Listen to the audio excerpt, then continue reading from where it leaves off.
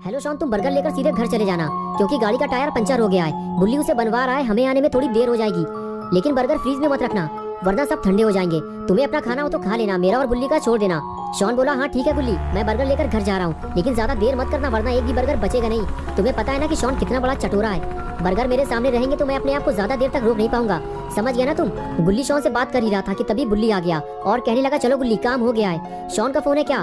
बुल्ली बोला हाँ बर्गर मिल गए हैं उसे, वो घर लेकर जा रहा है। बुल्ली ने कहा गुल्ली तुम उससे कह दो स्कूटर चलाते हुए बात मत करो, एक्सीडेंट बहुत होते हैं इससे और मौसम भी कुछ ठीक नहीं लग रहा है, जितने जल्दी हो सके घर चले जाओ।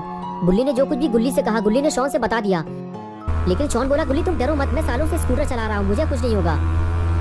और तभी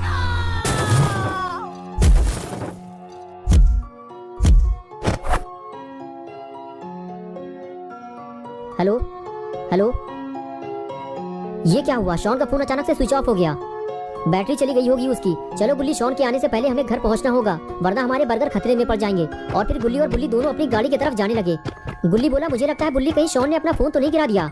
बुल्ली ने कहा हाँ हो सकता है गुल्ली, गाड़ी चलाते हुए बात करोगे तो ये तो होगा ही, मैंने मना तो किया था उसे। और इस तरह बातें करते हुए गुल्ली बुल्ली अपनी जीप लेकर वहाँ से चले गए।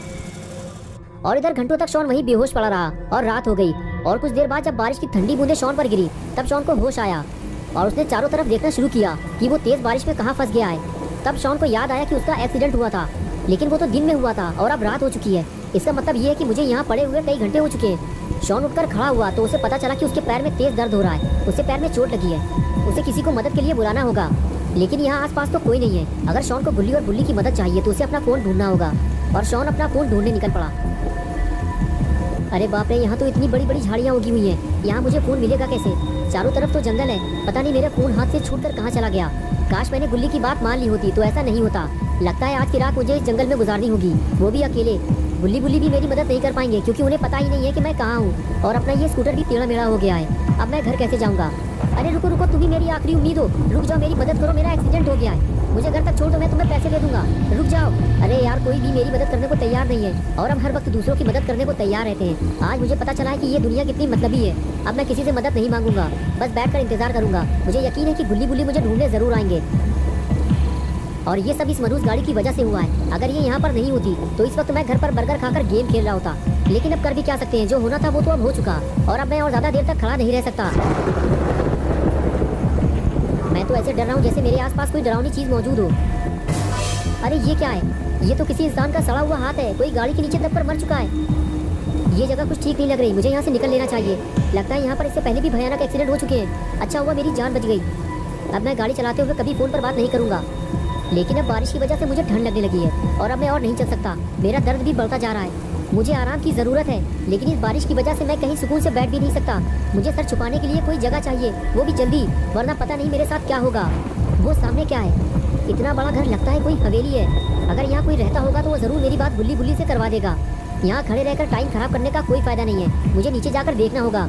अगर यहाँ भी किसी ने मेरी मदद नहीं की तो शायद आज की रात मेरी आखिरी रात होगी। और जब बुल्ली बुल्ली मुझे ढूंढते हुए यहाँ तक आएंगे तो उन्हें सिर्फ मेरी लाश मिलेगी और कुछ नहीं। ये जगह कितनी अजीब लग रही है, लगता है यहाँ कोई रहता ही नहीं है। चारों तरफ बड़ी बड़ी झाड़ियाँ और कूड़ा कबाड़ फैला हुआ है। देखकर तो ऐसा ही लग रहा है कि ये जगह सालों से वीरान पड़ी हुई है। ये आवाज़ कैसी थी? अरे ये तो बिल्ली है, इसने मुझे डरा दिया। ए काली बिल्ली आओ, मेरे पास आओ। तुम्हें पता है ना कि शॉन जानवरों से कितना प्यार करता है। अरे तुम तो डर कर भाग गई, मैं तुम्हें कोई नुकसान नहीं पहुंचाऊंगा। इस वक्त मेरे पास कोई खाना नहीं है वरना मैं तुम्हें दे देता। अरे मेरे बर्गर का बैग भी खो गया। मैं तो भूल ही गया था कि मेरे पास बर्गर भी थे, लेकिन वो जहाँ भी पड़े होंगे भीग कर खराब हो चुके होंगे। अब उन्हें ढूंढने का कोई फायदा नहीं है। चलो पहले जिस काम के लिए आया था उसे पूरा कर लूँ पहले।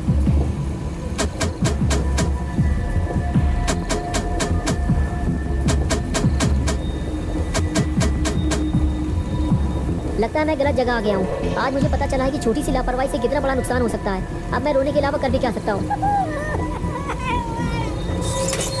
अरे ये क्या हुआ? गेट खुल गया।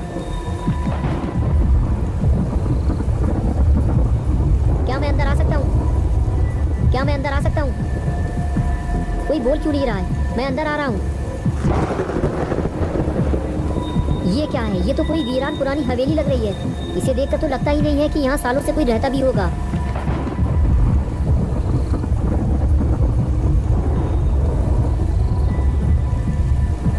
अगर यहाँ कोई रहता ही नहीं है तो फिर आखिर ये गेट किसने खोला?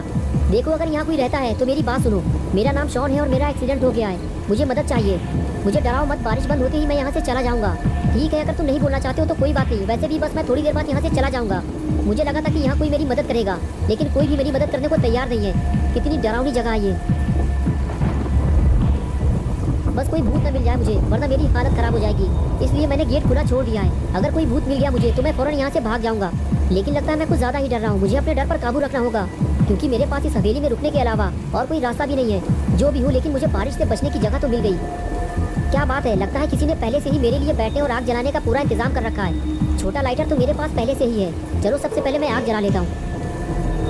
और ये लो, जल गई मेरी आग। बस अब गरम गरम चाय का इंतजाम भी हो जाए तो मजा आ जाता। लेकिन कोई बात नहीं, बारिश से बचने का इंतजाम तो हो गया।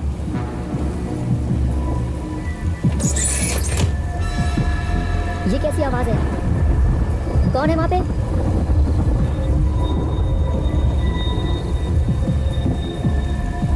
तुम जो भी हो, मैं तुमसे डरने वाला नहीं हूँ, समझ गए तुम? शॉन ऊपर से दिखाना नहीं चाहता, लेकिन अंदर से वो बेहद डरा हुआ है। दोस्तों, क्या होगा अब शॉन का? इस हवेली में आने की शॉन क्या कीमत चुकाएगा? बुल्ली बुल्ली शॉन को यहाँ से ले जाएंगे या फिर शॉन यहीं मर जाएगा? ये सब हम देखेंगे पार्ट 2 में। तो दोस्तों, अगर आप पार्ट 2 देखना चाहते हैं तो इस वीडियो को लाइक करें और चैनल को सब्सक्राइब करें। बेल आइकन प्रेस करके ऑल नोटिफिकेशन ऑन करना ना भूलें।